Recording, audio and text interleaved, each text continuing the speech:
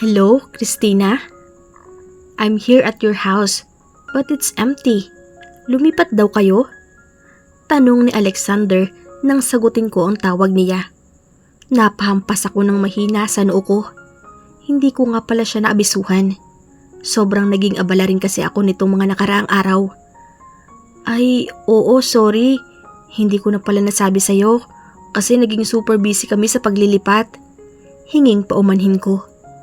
Well, I just want to remind you that we will be meeting my family tomorrow. Then, the next day will be the arrival of our guest. Paalala nito. Oo nga pala. Napagkasundoan pala naming magpapanggap akong girlfriend niya sa buong linggo para hindi siya kulitin ng lola niya sa harap ng mga importanteng tao. Bakit nga ba nawala sa isip ko iyon? Don't worry, I did not forget. Ikaw pa ba? Ang lakas mo kaya sa akin. Pagkakaila ko sa kanya. Dinagdagan ko na lamang ng biro para hindi halatang nakalimutan ko naman talaga. Narinig ko ang mahinang tawa nito bago muling nagsalita. Saan kayo banda lumipat? I will also need to brief you with the activities that we will be attending. Sabi pa nito. Okay, I will just text you the address. Sabi ko at pinatay ang tawag pagkatapos kong hintayin ang sagot niya. I immediately typed my address and sent it to him. He just replied, "Thanks," with a smiling and heart emojis. Minsan, may pagka-corny din ang talaga itong taong ito. Nailing na lamang ako. Bahagya pa akong nagulat nang biglang may nagsalita. Sinong kausap mo at para kang baliw na nakangitiri yan sa cellphone mo? Nakakunot ang noong tanong ni May. Nang makita ko ako sa sala. Sa Alexander, naroon daw sa dati nating bahay. Syempre, nagtataka kung bakit wala tayo roon. Sagot ko sa kanya. Medyo naiilang kasi ako dahil iyong tingin niya parang may ibang ibig sabihin. Okay, pero anong kinalaman ng malapad mong ngiti? Aba, mukhang tinatamaan ka na rin sa kanya no? Umamin ka. Biglang tudyo nito sa akin ngunit tinawanan ko lamang siya. Mas hibang ka pa yata sa akin? Natatawa lamang ako sa kanya. Ikaw, ang dumi agad ng isip mo. Tugon ko sa kanya sabay iling. Nagkibit balikat ito at tumitig ng seryoso sa aking mukha. Alam mo, wala namang masama kung ma-inlove ka ulit. Saka, saan ka pa makakahanap ng ganyang kabait at kagwapong lalaki? Tapos mayaman pa at higit sa lahat, tanggap ka sa kung anong meron ka. Ni wala nga siyang pakialam sa nakaraan mo. Kaya, go na te. Aaminin kong napapaisip ako sa mga sinabi niya. Lalo kapag naalala ko ang mga pinagdadaanan ng mga anak ko. Kamakailan lamang dahil sa pambubuli sa kanila. Dahil wala silang tatay. Wala akong nararamdaman para kay si Alexander maliban sa pagiging kaibigan. Pero kung para sa mga anak ko, hindi naman kasi ganoong kadali iyon, May.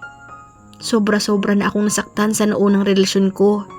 Kaya minsan, pakiramdam ko, hindi ko na kayang magmahal at magtiwala ulit. Mas gusto ko na lamang ubusin ang panahon ko sa pag-aalaga at pag-aasikaso sa mga anak ko at sa mga pangangailangan nila. Katuwiran ko. Tumango-tango ito at bumuntong hininga. Hindi ko ganap na masabing naiintindihan kita dahil hindi ko naman pinagdaanan iyong mga naranasan mo. Ang akin lang, karapatan mo rin maging masaya. Palayain mo na yung sarili mo sa nakaraan para bigyan ng puwang ang kasalukuyan. Ang bata-bata mo pa. Magte-22 ka pa. At ang dami pa pang pwedeng magandang mangyari sa'yo. Kaya huwag mong tuluyang isaray ang puso mo. Mahabang payo nito. Isang malungkot na ngiti ang sumilay sa aking mga labi. Tama ba siya? Kaya ba hindi ko magawang buksan ang puso ko sa iba dahil nakatali pa rin ako sa nakaraan? Napailing ako para alisin ang mga negatibong bagay na naiisip ko. Salamat, May. Pag-iisipan ko ang mga sinabi mo. Sagot ko at tumango ito. Mainit niya akong nginitian at pinisil pa ang kamay ko. Siya namang dating ng event organizer namin na si Bea at tila may nais sabihin. Nagpaalam muna sa akin si May dahil may gagawin pa raw ito sa loob. Habang ako naman ay pinapapasok si Bea sa sala para makapag-usap kami. Hindi ko pa kasi naaasikaso yung magiging opisina namin para sa mga client transactions. Magandang tanghali, Miss Christina. Tumawag kasi sa akin si Mrs. Santos at nag-order ng additional 150 pieces na muffins natin. Sabi ko, itatanong ko muna dahil nga busy ka. Kailangan na daw kasi hanggang mamayang hapon dahil babalik na siya ng Maynila mamayang alas 9 ng gabi. Kasabay niyang uuwi yung manugang ng ate niya. Kaya gusto nilang ipampasalubong ang mga gawa mo. Sabi nito sa akin nang makaupo na kami. Napangiti agad ako sa sinabi niya. Saglit akong nag-isip bago ibinigay ang sagot ko. Well, sayang pa rin yon. Palagay ko ikakayanin ko namang matapos iyon kahit hanggang mamayang hapon. Tutal, gabi pa naman pala ang biyahe nila. Saad ko. Ngumiti ito at halatang nasihan sa sinabi ko. Talaga? Nagustuhan daw kasi ng manugang ng kapatid niya yung mga products natin. Kaya gustong mag-uwi sa Maynila. Pampasalubong nga daw sa mga kamag-anak nila sa Maynila. Nakangiting paliwanag nito. Natutuwa talaga ako kapag nagugustuhan ng mga kliyente ang gawa ko. Hindi ako ganito kagaling noong nagsisimula ako. Pero dahil sa pagtsatsaga at walang sawang pagtatry sa pagbibake, ay unti-unti na nape-perfect ko rin yung swak na panlasa ng mga customer. Yes, Miss Christina. Kung ganon, babalik na lang ako mamaya para pick upin yung order. Paalam nito. Nakatayo na ito saka ako muling nagbilin. Paki-double check din iyong mga putahe at decorations na ihahanda at gagamitin natin simula bukas. Alam nyo namang mahalagang okasyon ang sa lalawigan natin ang i-cater natin buong linggo. Kaya hindi tayo pwedeng mapahiya. Dito rin nakasalalay ang dignidad ng ating probinsya at mga pinuno ng bayan natin. Seryosong paalala ko sa kanya. Nagpapasalamat ako sa oportunidad na ito, kaya talagang dapat naming pagbutihin. Siguradong pagkatapos nito ay lalo na namang madadagdagan ang parokyano namin. Dagdag customers, dagdag kita. Huwag kang mag-alala, Miss Christina. Siniguro ko ng maayos ang lahat. Pero titingnan ko ulit mamaya para masigurado. Paniniguro nito sa akin, kaya naman agad akong napangiti. Sige, salamat. Maswerte talaga ako at lahat ng kasama ko ay maaasahan at mapagkakatiwalaan. Sinserong komento ko na siya namang nagpalapad ng ngiti niya. Napakabait at galante mo kasi. Ikaw ang boss namin na napakabait. Kaya ginaganahan din kami magtrabaho. Papuri pa nito sa akin. Pagkatapos ng masayang paalaman ay umalis na ito upang gawin ang sinabi ko. Maaaring hindi ganong kalaki ang kinikita ko sa paggawa ng mga cakes at cookies. Maging dito sa catering services na business ko. Pero masaya ako dahil sapat na sapat naman ito para matugunan ang pangangailangan naming mag-iina. Kailangan ko nga lang magdoble kayod ulit dahil ang lahat ng naipon ko ay nagamit para sa paunang bayad nitong nabili naming bahay. Ang sarap din pala talaga sa pakiramdam na may maipundar ka galing sa sarili mong dugo at pawis. Dumiretso ako agad sa kusina upang ihanda ang mga kakailanganin ko sa paggawa ng muffins na order ngayong araw. Mabuti na lamang at wala akong orders ng cakes ngayon kaya magagawa ko itong mga orders. Regular customer ko si Mrs. Santos at mahilig siyang namamigay ng mga pasalubong sa mga kamag-anak niya na dumadalaw dito sa Ilocos. Maging ang mga bisita niya ay maswerte ring nakakatanggap. Mommy, Uncle Alexander is here. Medyo bulol na pagbabalita ng anak ko habang humahangos dahil halatang tumakbo ito papunta rito. Give him muffins and tell him to wait for me. I'm about to be done here. Dahan-dahan kong sabi sa kanya. Natatawa ako dahil minemorize pa niya ng ilang ulit ang sinabi ko bago lumabas. Pagkatapos kong mailabas ang huling batch ng muffins sa oven, ay hinubad ko ang suot ko na apron at gloves, saka lumabas para puntahan si Alexander. Hi! Naku, pasensya na. Hindi pa talaga kami nakakaayos. Mabuti rito sa bahay. Tapos, may tinapos pa akong order na kukunin mamaya. Bati ko kay Alexander na napatayo nang makita akong lumabas sa kusina. And as usual, may lapad ang ngiti nito nang masilayan ako. It's okay. Your muffins are as good as always. I love everything you make. It's not only making my stomach full, but my heart as well. Madamdaming linyahan nito, kaya natawa ako. Pero agad ding akong napahinto nang umikot ang mga mata nito. Nagdadrama ka pa? Pero, thank you ha. At least, masaya ako na lagi mong na-appreciate yung mga gawa ko. Sinserong tugon ko sa kanya. Agad namang nagliwanag ang aura nito nang marinig ang sagot ko. You know, I will do anything to make you happy, Christina. All you have to do is to give me a chance, he said in a very serious note. Medyo na mental block tuloy ako at hindi ko malaman kung anong isasagot ko. But as always, no pressure. I'm willing to wait. Pahabol nitong pahayag, kaya medyo nakahinga ako ng maluwag. By the way, ano ang mga kailangan kong gawin bukas? Pag-iiba ko sa usapan, kesa kung saan pa mapunta ang usapan ay doon na lang sa talagang pakay niya. Well, first, look at this. Sagot nito at kinuha ang malaking box na nasa likuran niya at iniabot sa akin. Hindi ko napansin ito kanina, kaya nagtataka ako at tinanggap ko ito at saka binuksan.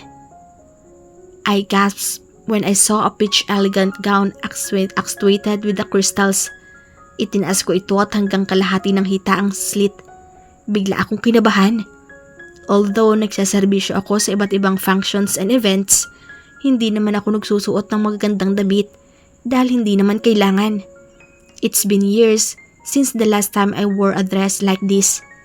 Bigla tuloy akong na-conscious dahil hindi ako sigurado kung babagay pa rin ba sa akin ang mga ganitong klase ng damit. Do you like it? Tanong nito at mula sa likuran ng damit ay napalingon ako sa kanya. It's so pretty. Kaya lang, babagay kaya sa akin to? Nag-aalang ang tanong ko at maingat na ibinalik ang gown sa box niya. Hindi ako maaring magkamali. Halatang mamahalin ang damit na ito. Don't worry about that. Anything you wear will suit you.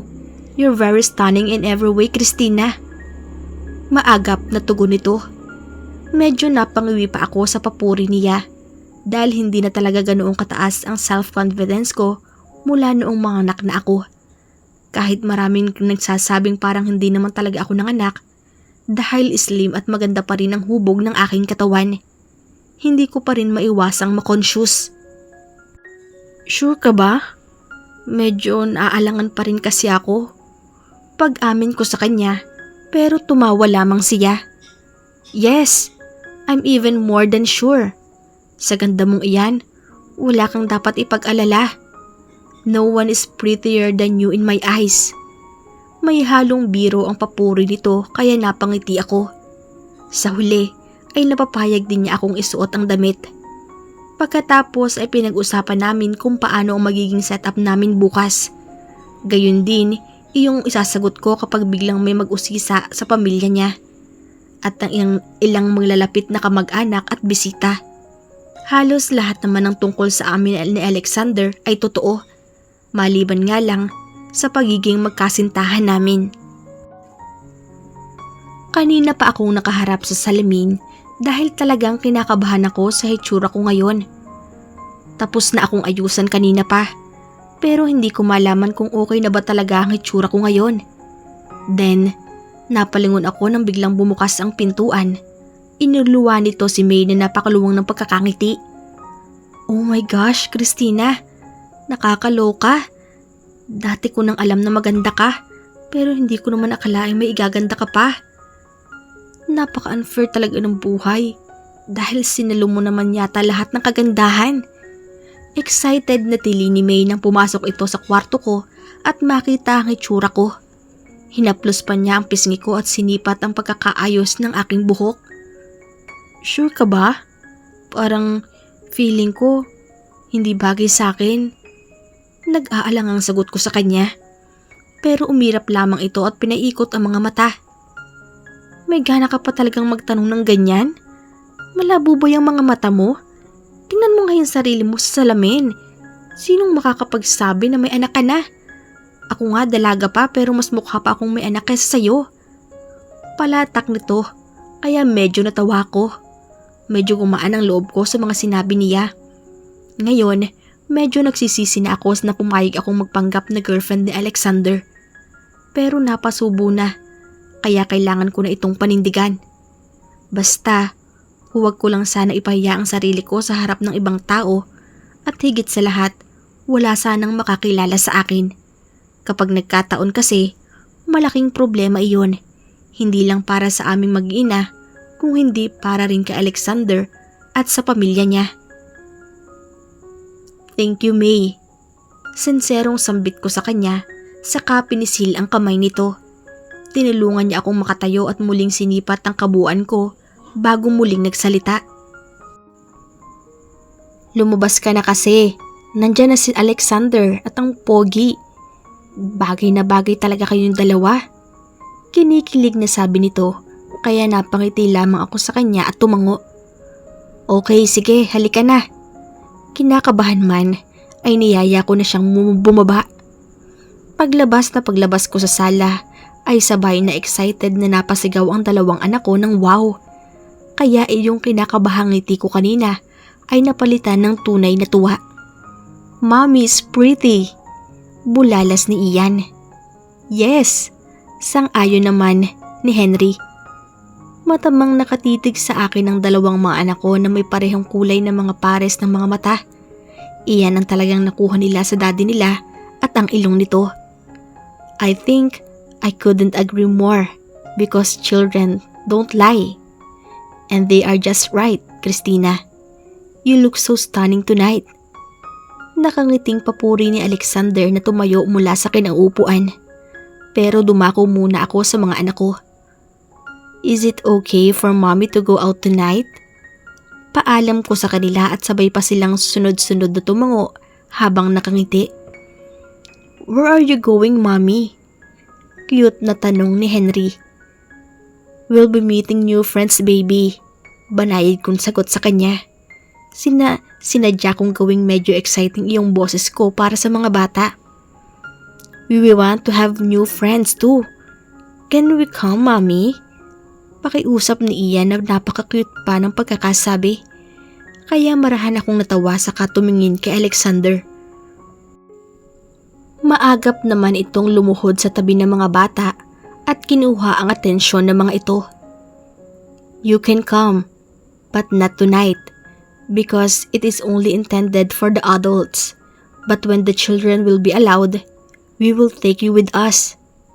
Dahan-dahang paliwanag ni Alexander na marahang hinaplos ang pisngi ng mga bata.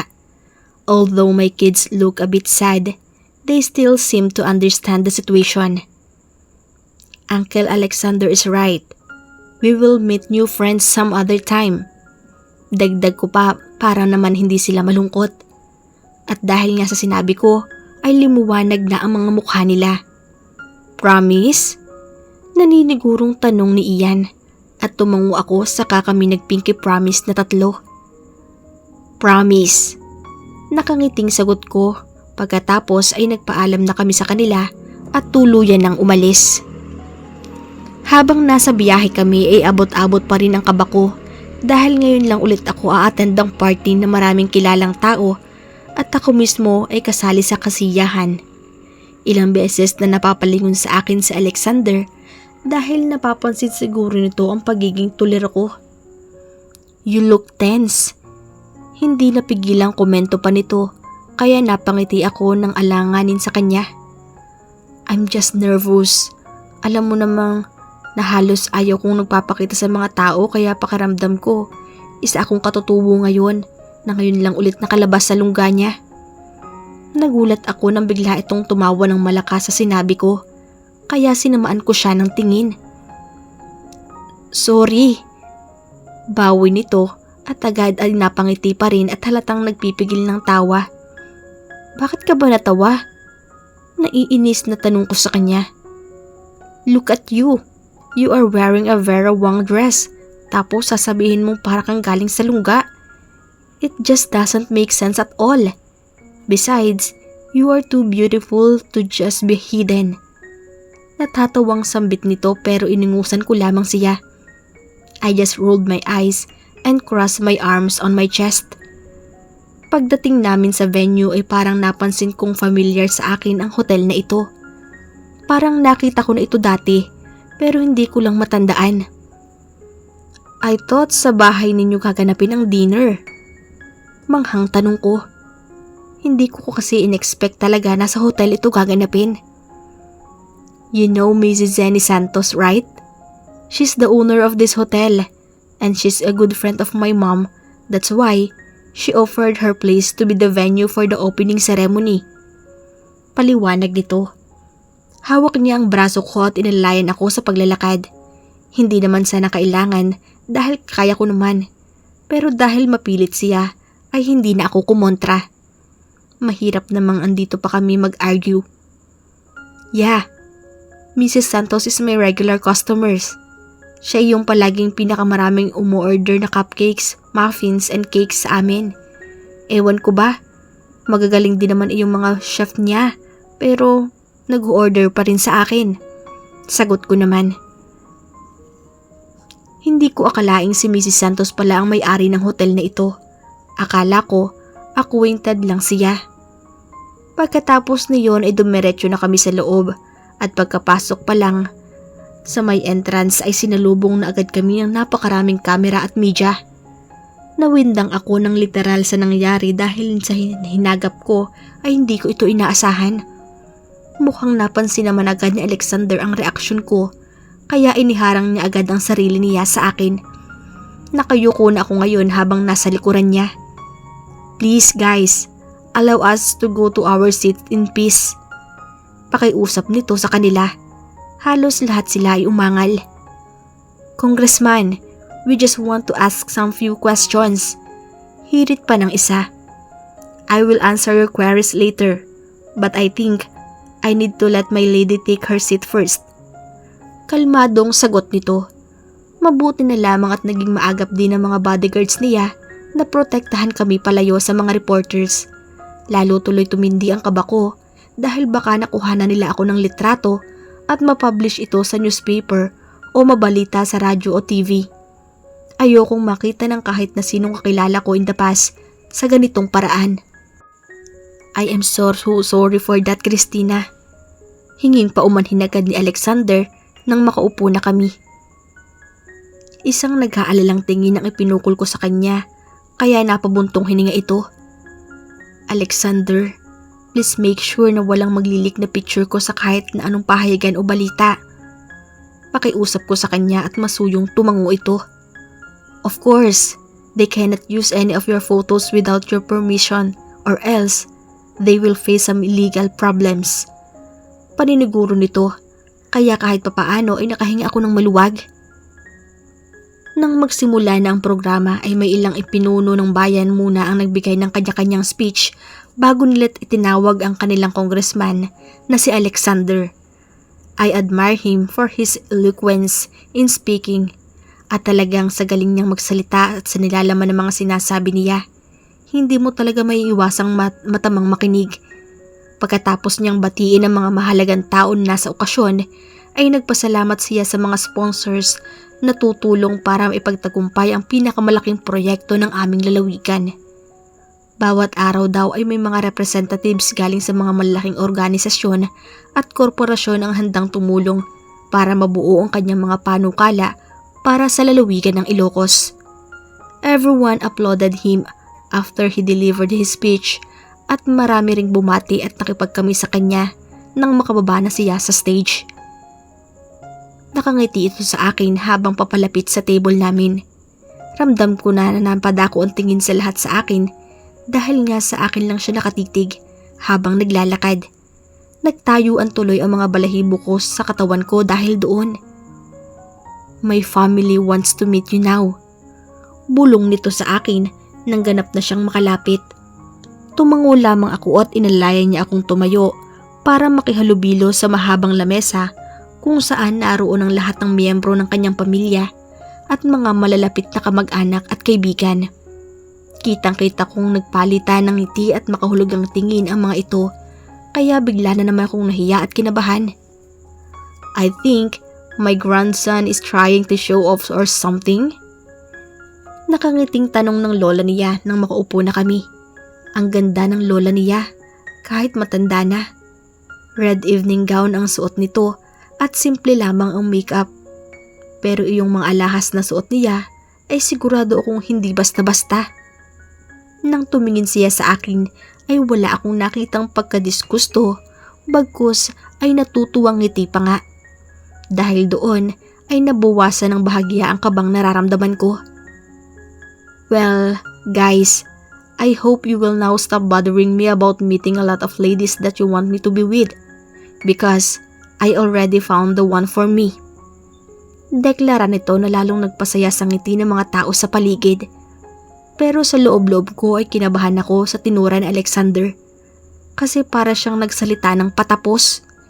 We're just pretending here, but his way of announcing it is like we are really a thing with a very serious relationship. Nice to meet you, Iha. What is your name? Nakangiting tanong ng mami ni Alexander.